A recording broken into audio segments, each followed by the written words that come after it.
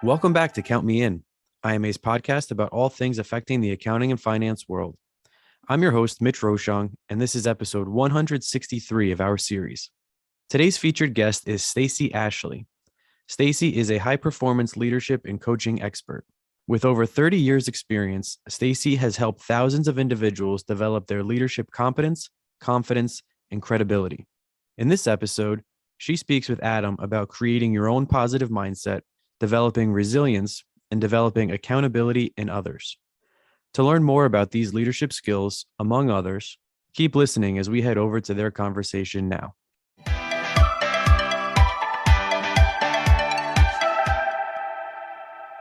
Stacey, thanks so much for coming on today with us. I really appreciate you joining our Count Me In audience. One of the most important factors of great leadership is having a positive mindset and resilience. So can we talk about how one goes about creating that mindset and developing resilience? Yeah, and isn't it important right now after the last couple of years? I think more than ever. So, look, there are so many things that you can do, but for me, it's kind of like keep it simple.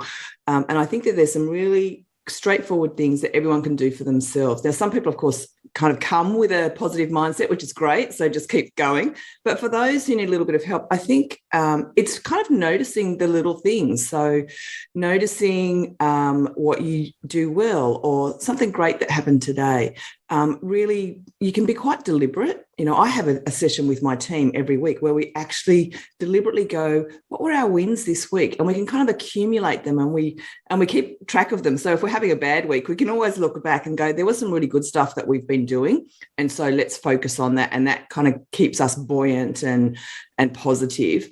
But I think the other one that's really, really important is just to remind yourself of all of the incredible resources you have and the strengths and the great things you've done in the past. And I know a lot of the clients that I work with, I kind of get them to journal it, even if they're not big on journaling, but just to start to keep a little bit of a track, again, once a day or once a week of, you know, things that they have done well or that they have accomplished or made progress with, and sort of creating that evidence of, you know what, I can do this. Look at this track record that I've created of things that I've been able to do or overcome or, you know, rise to, you know, to achieve, because when we are having those kind of down days, and we all have ups and downs, but, you know, when you have those down days, you can just open your journal and go, actually, you know what, I can do this. Look, I've done this before and I've done that before. And, you know, I've learned all these things. And so I think sometimes it's just making sure that we keep balance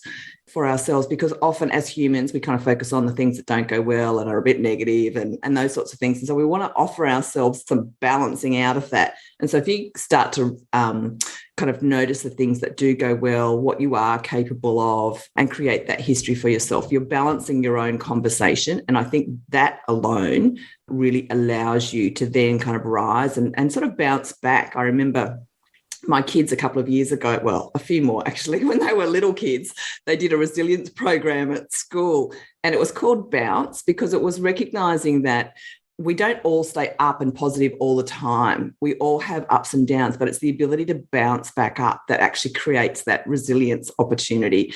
And so I think if you can do that for yourself, have that evidence of your ability to cope and have great strategies and make progress and that sort of thing, I think that takes you a long way to developing that positive mindset, because you've got all those reminders right there for you. Yeah. Having all those reminders is important because, you know, I was thinking as you were saying that, you know, we do have lots of ups and downs. Nobody can be positive all the time. So are there other strategies besides, you know, not everybody's good at keeping a journal. Are there other strategies that to deal with those ups and downs as you're working through that? Yeah, I think so. As I said, even just noticing things in a positive way. So just asking yourself questions in the positive, you know, what did I enjoy today? What was good about today? What was one good thing that happened today? So just in the moment, you can grasp, you know, that positive element. I think, you know, other things that we can do, certainly what I've noticed in the last couple of years, of course, is that goals have not been achieved. Like everyone has goals in different ways, whether they articulate them or not. And organizations certainly have lots of goals. And for lots of reasons, we didn't actually make them, right? Because the world changed and a lot of it was out of our control. And so for many people and teams and organizations, they can feel like, oh, like we sort of failed, we didn't make it. And that's not great for your mindset. And so I think a better focus, just even every day, is to focus on progress. Don't focus on did we hit the goal, but did we make progress? Did we put some effort in? Did we, make move forward a little bit, further than we were yesterday? Or did we actually have to change direction because that's what the circumstances dictated? So again, I think it's just noticing day to day how you can, contribute and make a difference, and that you have put effort in and all of those sorts of things, and recognize yourself for it and your team and, all those sorts of things. But I think that in the moment stuff is so powerful to support yourself and your mindset. And then I think the other thing, Adam, that's really important is one of the things about resilience, I think, is not going, hey, everything's sparkling and amazingly wonderful right now, but having the ability to go, okay, it might not be great right now, but I do believe that I can do some things that are going to improve it over time. And so I think having that conversation with yourself as well, like, okay, it's not ideal right now, but what can I do to actually help it along a little bit in the future? And that feeling of doing something, of taking just a little bit of power back in the moment, again, super, super important for your resilience and positive mindset.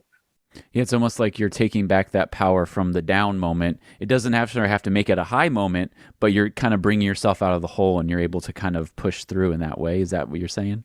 Yeah, absolutely. And so it's not about that, I'll just, be a victim of circumstances and go, oh, well, there's nothing I can do. Actually, I can make a choice right then. You know how they say that in the moment is the choice, and even choosing not to make a choice is a choice. So I can choose to be a victim of circumstances or, situations, or I can say, okay, no, I'm going to look at what can I do here. And I think that, as you said, it's very empowering, even though it's not the perfect set of circumstances. And that empowerment, that taking back a little bit of control, is so important for people to feel like, they are influencing what's going on around them. And that, again, adds to the resilience piece. Yeah. So we've been focusing a lot on like our leadership and creating that mindset, but leaders have teams. And are there ways that, we as leaders, if we're doing this work in ourselves, we'll notice in our teams, oh, wait, this person may be having trouble. This person's going up and down a lot. Are there some like maybe coaching concepts or ways that we can help our teams, kind of start working through the same things we've been discussing? Yeah, look, absolutely. I mean, the thing that I really love there is that you said, you can notice what's happening for other people. So that's the very first thing as a leader. Notice, observe, check in with your people, all of those things, because that gives you the information and the insight to then be able to support them. So absolutely, that's the first thing. But from a coaching perspective, there's a couple of really simple things that you can do. If you notice, for example, that perhaps someone seems like they might be having a moment where they don't feel like they've got any power, or they're in that what I would call below the line. They're not feeling very resourceful, they're not feeling like they can actually make a difference at the moment, is to actually ask them a question to sort of just jolt them a little bit, I guess, interrupt that thinking pattern. And so ask them a reframing question. So if they say something like, oh, it's all too hard, then you would ask them a really simple question in the positive, like, well, what would make it easier? And it's not about solving the big problem. It's just about getting them out of that moment of, I can't do anything, to I can do something. Or they might say, I'm just so busy and overwhelmed. And then you would say, okay, what's one thing you can focus on? So rather than focusing on everything, and in that, what we're doing is we're actually passing back control to them, because we're getting them to think of a solution. And again, that's that whole empowering, and I can do something in the moment. And so just that little technique as a leader can really change somebody's day, by asking one question in that positive action-taking kind of way. Does that make sense? It does make sense. It stops somebody in the midst of their down and helps them kind of get to that point of resilience, and gives them the tools to get to that point of resilience. Yeah, absolutely. And not only that, if they come up with an idea about, oh, I could do this instead, and then they do it, well, there's achievement and progress and all of those things that you get on top. And so, it's a simple thing, but it can make a really big difference. Yeah, it can make a really big difference. So as a leader, we have to be problem solvers. And you were just talking about that's one way of problem solving. But I read you say we need to go from problem solving to value adding. What does that mean? Let's discuss that a little bit. Yeah. Okay. So this for me it's the difference between, what I notice is even now, after many years, too many years probably, there are so many people who become leaders because they were really good at what they used to do.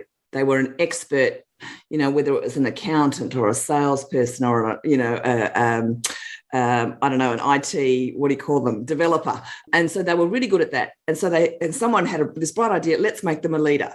And so they weren't necessarily given all those leadership skills. And so their leadership career progresses, but they still rely a lot on their expertise often, although they do develop out their leadership toolkit. And so for me, the difference between problem solving and value adding as a leader is if you're just relying on your own expertise, then you tend to be the problem solver. Right? You want to find the way forward, the solution, and that means that you're really limiting the capacity of your team in a way to you rather than tapping into all of the people around you. And so for me, the value adding is as a leader, you have to let go of being the expert. You have to let your people be the expert. And then your job is to tap into all of that amazing resource and, knowledge in the people around you. And of course, that's using a coaching approach. And so when you use a coaching approach, you ask the right questions to help your people solve problems, to come up with, innovative solutions and, tap into their ideas, that sort of thing. And so that, to me, that's the value add. So instead of having a capacity of one, I've now got a capacity of all my team. And so, I can activate all of them. And so what is it? The whole is greater than the sum of the parts, because you get this amazing collaboration and innovation and everything, because your job is not to solve the problem. It's to bring all those people together, to be able to come up with the way forward. So let's unpack that a little bit, because that's, I think, a really profound thing, because I think many leaders find themselves in a position of leadership because they were the expert. And so you mentioned coaching people to asking the right questions to get them on board. There's also hiring people who are smarter than you, who are better experts than you, right? Yeah. Are there other ways to kind of help encourage people to become those experts? Yeah, I think that, so there's kind of a couple of components to it. So, you hear, so there's the boss who's the expert kind of, and that can create limitation. But if we let go of being the expert, that's one aspect. But the other thing is that we want our teams and our people in our teams to not only be good at what they do, but we want them to aspire and grow so that they can add, that they can contribute in lots of different ways, because everyone has, incredible capacity and resource and that sort of thing. But they don't necessarily believe that they can or aspire to it or take accountability, for it. And so coaching, again, can support all of those things. When we coach our people, we're sort of expressing our belief that we know that they can figure this out. And again, that's a very powerful thing to do as a leader, to believe in your people and create the space for them to come up with a solution or an idea or, those sorts of things, or to actually trust in them. I'm going to give you this, I'm going to ask you some questions so you can figure out how you're going to do it. And then I'm just going to leave it in your care to get that done. And that trust, I think, it just creates this opportunity. People can really step into that, go, it feels good. If your leader trusts you to do something, it can feel really good. But we've got to couple that with making sure that they do have enough knowledge and resources and all those sorts of things. And so for me, it's the balance between mentoring people, kind of sharing your wisdom with them so that they can tap into your expertise, but they learn it, and then coaching them to apply, that knowledge into whatever it is that they're trying to do. And you as the leader are not getting involved in, because you're leading, you're not doing. There's a lot to think about there. And can it also be a company with, sending them to, hey, why don't you go take this course on X, Y, and Z to increase your knowledge, and then let's talk about it to help them broaden their knowledge outside of what you know, and maybe as like the leader's the expert, but you want them to become an expert, so you want to help them expand. Is that a way to do it as well? Oh, look, absolutely. I think that gifting people knowledge and opportunity is such an incredible thing to do, and also fostering, if they have an interest in something and that sort of thing, to grow that. This is about the collective knowledge and that sort of thing, and if you can expand that, this is about creating possibility, right? And so as a leader, that's part of your job as well. We don't just plateau. It's, we've got a world of change. We always need to be growing capability, not just our own capability. In fact, we've got this big responsibility to grow the capability of everyone around us. So helping them get knowledge and then coaching them through the application of that knowledge. So it's not just, we know people go and do courses and then 6 months later they can't remember anything because they didn't actually use the knowledge. So that, yes, go and do the learning, give them that amazing opportunity, but then coach them to apply the learning so they retain it all and we all get great value out of it. Yeah, what an opportunity. Definitely. So you mentioned giving people the space, and I think giving space comes with trust and accountability. How do you develop accountability, especially in a team that may be lacking that accountability, or you're trying to build that up to apply all the things we've been talking about? Yeah, I go back to my default position, which is coaching. So coaching is a really great way to help people step into that accountability space. And I do work with not a lot, but definitely there's still a theme where people say, gosh, I wish my people would step up a little bit more, or, I don't feel like they're taking enough initiative, or those sorts of things. It's accountability, basically. But if I tell you, I say, hey, Adam, I've got this thing I need you to do, and I need you to do it by this time in this way, because it's my way. And you go, oh, yeah, thanks very much, Stacey. I'm really looking forward to doing that. Whereas if I say, hey, Adam, we've got this thing that we need to do, and I'd love to know how you would go about doing it. And what do you reckon is the best way? And what's the first thing you would do? And what resources do you need to be successful?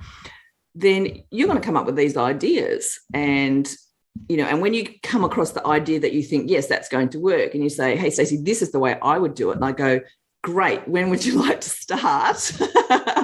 But now the ownership has moved to you, because you've made all the decisions and choices about what's going to happen and how you're going to do it. And it's your great idea. And so instead of it being my great idea, now it's your great idea. You're much more likely to own it and be accountable for it. And I guess the onus goes back onto the leader to be able to let go of the fact that the way you do it may be completely different, and you maybe want to be like, jump out and say, no, change this way. But that person has to grow in their own way and be able to fly in a sense, right?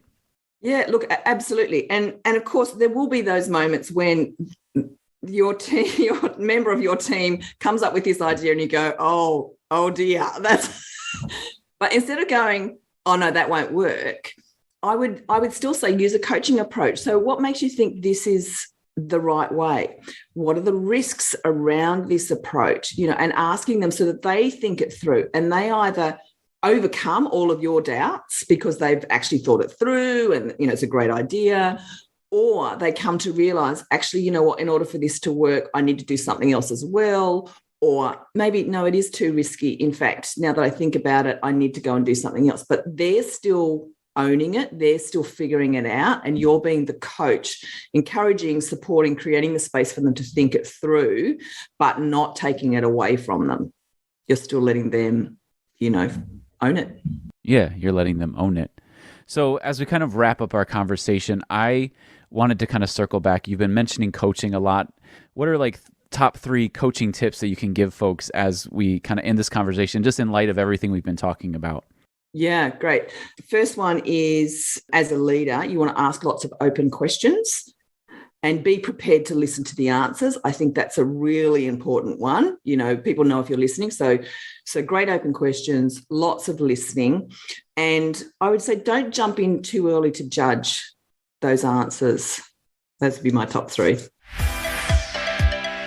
This has been Count Me In, IMA's podcast, providing you with the latest perspectives of thought leaders from the accounting and finance profession. If you like what you heard and you'd like to be counted in for more relevant accounting and finance education, visit IMA's website at www.imanet.org.